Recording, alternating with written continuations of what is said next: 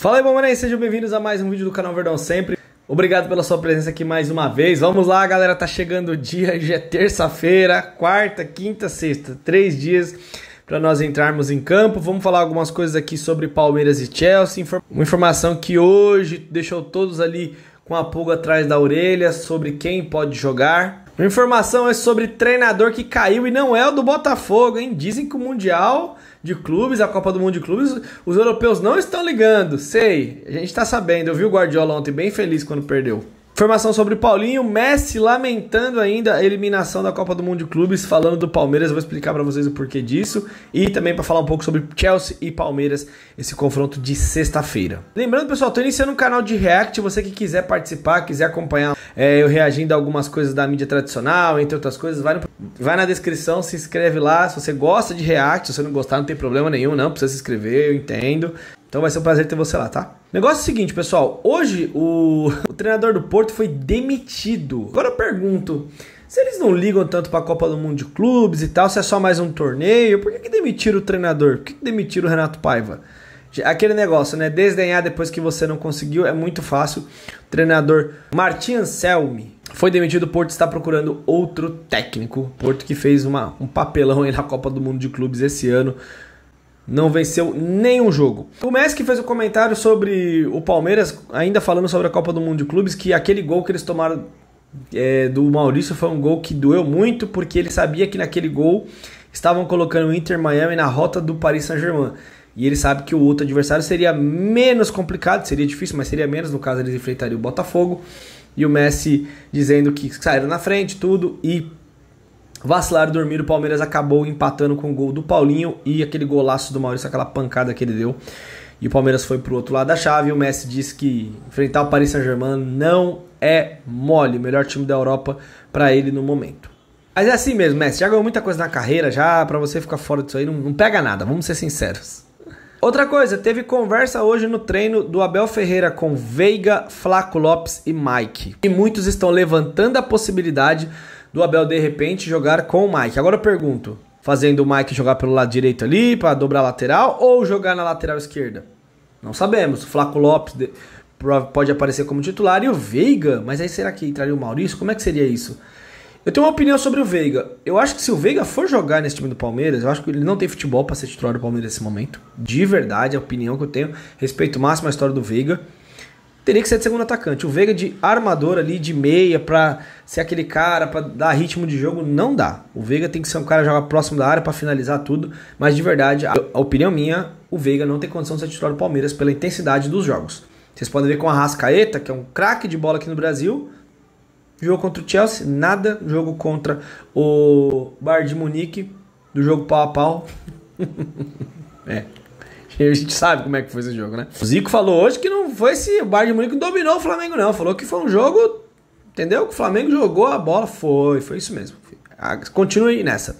E contra o Bayern, o Arrascaeta não fez nada. E é um baita de jogador. Por quê? Intensidade. Então o Veiga não vejo essa intensidade nele. Acho que o Abel deveria pôr outro jogador. Mas vamos ver. Ele estava apenas batendo papo e explicando alguma coisa tática ali no chão. Saberemos em breve. O Vanderlan falou que está muito emocionado aí com a possibilidade de poder jogar um jogo desse, que ele veio de uma cidade humilde da Bahia e ele pensar que ele pode ir para um jogo desse dá uma emoção muito grande.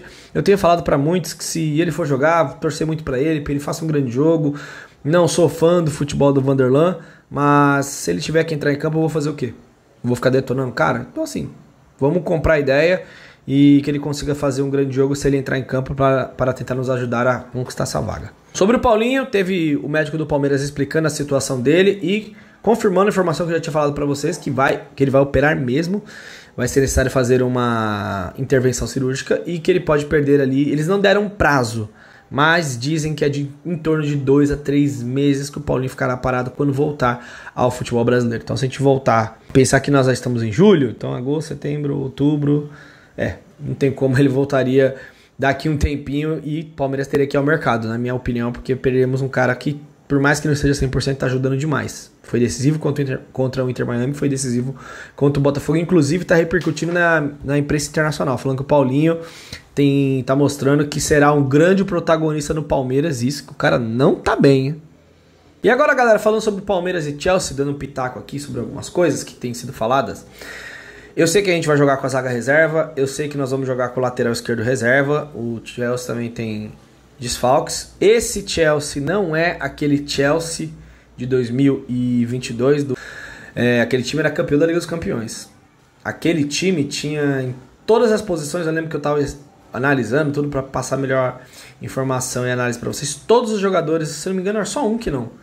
Todos eram das suas respectivas seleções. Então era um timaço do Chelsea. O Palmeiras era melhor, aquele time do Palmeiras era melhor que o de hoje? Eu acho. Eu acho que aquele time titular jogava mais bola. Porém, todavia, nós temos mais banco agora.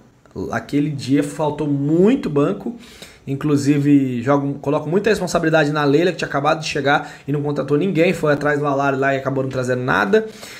Tinha Soares, que era um alvo que poderia ter trazido, estava atrás de Madrid. Tinha Hulk, tinha algumas opções.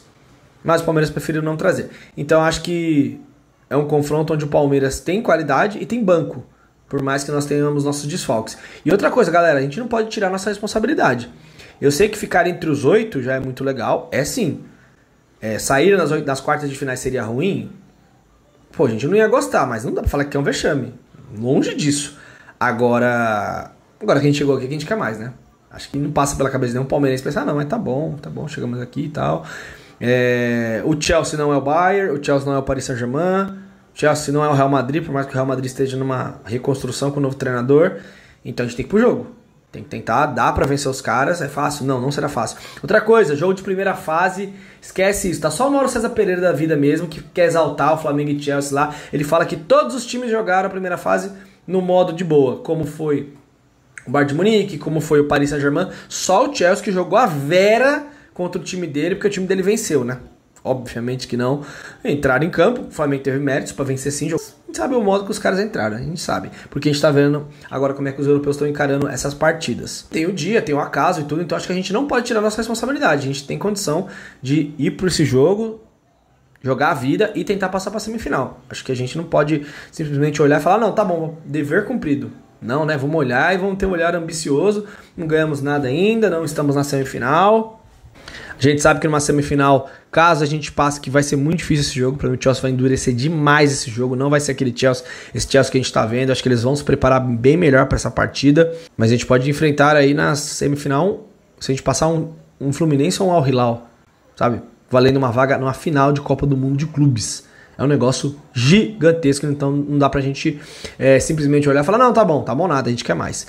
Deixar alguns abraços aqui, um abraço para o meu parceiro Roxon e o Lucas aqui do prédio. No outro vídeo eles não viram, esse eles vão ver. E deixar um abraço aqui pra galera lá do grupo Cambada de Porco, aquele bando de corneteiro.